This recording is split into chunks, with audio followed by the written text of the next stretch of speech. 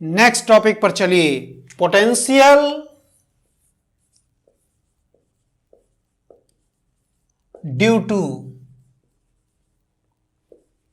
ए point charge.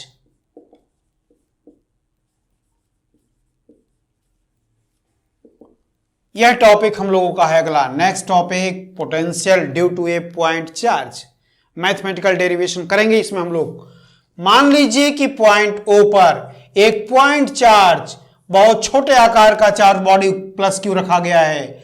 ये infinite तक इसका फील्ड फैला हुआ है। एक लाइन बना दिया इस पॉइंट ओ से इनफाइनाइट तक। इसमें किसी पॉइंट पी पर इलेक्ट्रोस्टैटिक पोटेंशियल V का कैलकुलेशन करना है। कैसे करेंगे? इसके भीतर कोई एक पॉइंट चुन लीजिए ए। ये जो पॉइंट P है इसकी डिस्टेंस R लेट कर लीजिए O से, और एक अनदर पॉइंट ले लिया मैंने जो कि X डिस्टेंस पर है। O से A की डिस्टेंस X है। अगर इस पॉइंट पर positive test charge body plus Q रख देते हैं तो by Coulomb's law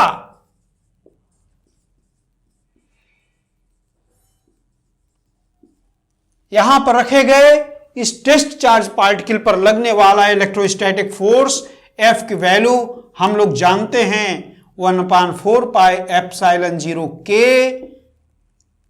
Q0 by x square. यह O पर प्लस Q है, यहां पर Q0 टेस्ट बॉडी रखा गया है, इनके बीच की डिस्टेंस x है। इसके द्वारा इसके ऊपर लगने वाला इलेक्ट्रोस्टैटिक फोर्स जो कि रिपल्सन का होगा, दूर की तरफ होगा, जिसकी वैल्यू यह कूलम्स रूल के द्वारा प्राप्त है। अगर इस बॉडी को बहुत कम डिस्टेंस तक B तक धीरे धीरे यहां से हमको यहां तक लाना है, तभी पोटेंशियल की वैल्यू कैलकुलेट कर पाएंगे। मान लीजिए एक पॉइंट ए से बहुत कम डिस्टेंस पर, जिसकी डिस्टेंस dx कह दिया, वेरी वेरी स्मॉल, इतना स्मॉल है कि यहां से यहां तक विदाउट एक्सेलरेशन के उसी फोर्स, जितना फोर्स इलेक्ट्रोस्टैटिक फोर्स इसके द्वारा लग रहा है, इसी के इक्वल अपोजिट फोर्स लगा करके एक्सटर्नल वर्कर के द्वारा लगाया जाएगा, तभी हम अपोजिट डायरेक्शन में इसको A से B तक मूव कर पाएंगे। तो एक एक्सटर्नल वर्कर है जो कि इस फोर्स के इक्वल फोर्स अपोजिट डायरेक्शन में लगा करके A से B तक शिफ्ट कर रहा है, वहां तक ला रहा है, जो कि विदाउट एक्सेलरेशन क्रिया हो रही है, निश्चित फोर्स के द्वारा A से B तक मूव करा रहा है। इस छोटी घटना में जो छोटा सा वर्क होगा एक्सटर्नल वर्कर द्वारा, उसकी वैल्यू कैलकुलेट करेंगे। कैसे? वर्क की डिफिनेशन होती है vector F dot vector dx।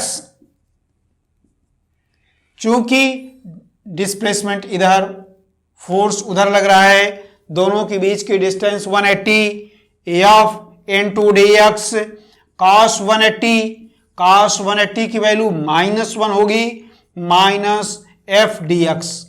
F की वैल्यू पुटअप कर दीजिए, -1/4 pi epsilon 0 K Q0 by x square dx। By integration mathematical calculation के द्वारा, डेफिनेट इंटीग्रेशन, अगर हम बात करें कि इस टेस्ट चार्ज बॉडी को इनफाइनाइट से इस पॉइंट P तक लाना है, तो इनफाइनाइट टू R डिस्टेंस तक लाना है, टोटल वर्क कैलकुलेट करना है, तो इंटीग्रेशन कर देंगे। किसका? इस dw का इंटीग्रेशन। लिमिट क्या? लोअर लिमिट कहां है? पहले टेस्ट बॉडी इनफाइनाइट पर है, बाद में R डिस्टेंस तक आ गई, तो इसका definite integration infinite to R dw।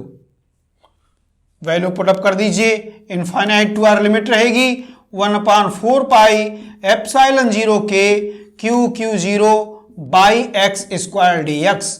Constant को इंटीग्रेशन से बाहर 1/4 पाई एप्सिलॉन 0 K बाहर हो गया, Q0 बाहर हो गया, इनफाइनाइट टू R लिमिट है, x की power -2dx।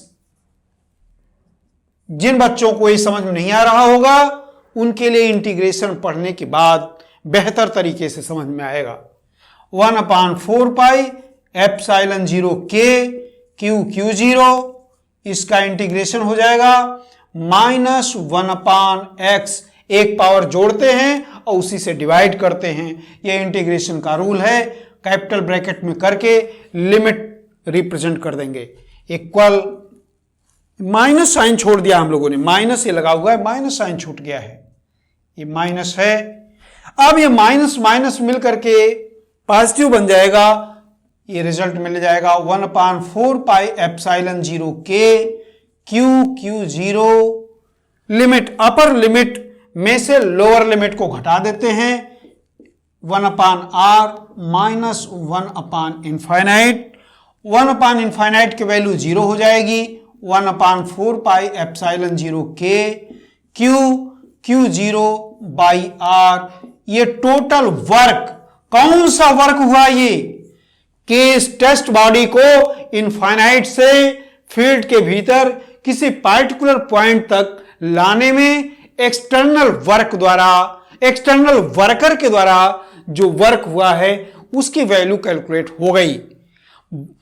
Potential, electrostatic potential की डिफिनेशन क्या कहती है, किसी पॉइंट का पोटेंशियल जो होता है वर्क और चार्ज बॉडी का वैल्यू का रेशियो, पोटेंशियल उस पार्टिकुलर पॉइंट का इलेक्ट्रोस्टैटिक पोटेंशियल कहलाता है। Q0 से अगर डिवाइड करेंगे तो Q0 कैंसिल आउट हो जाएगी, इसकी वैल्यू मिल जाएगी 1/4 pi epsilon 0 k q by r। यह रिजल्ट मिल गया हमको किसका, potential, electrostatic potential due to a point charge. ये पॉइंट चार्ज क्यों पता हो और उससे डिस्टेंस पता हो तो इस पॉइंट का पोटेंशियल इस फार्मूले से हम लोग कैलकुलेट कर लेंगे। अगर ये बॉडी जो है चार्ज बॉडी पॉजिटिव है तो पोटेंशियल पॉजिटिव, अगर ये बॉडी निगेटिव होती तो पोटेंशियल की वैल्यू नेगेटिव। ये कैलकुलेशन, इसका डेरिवेशन कंप्लीट हो गया।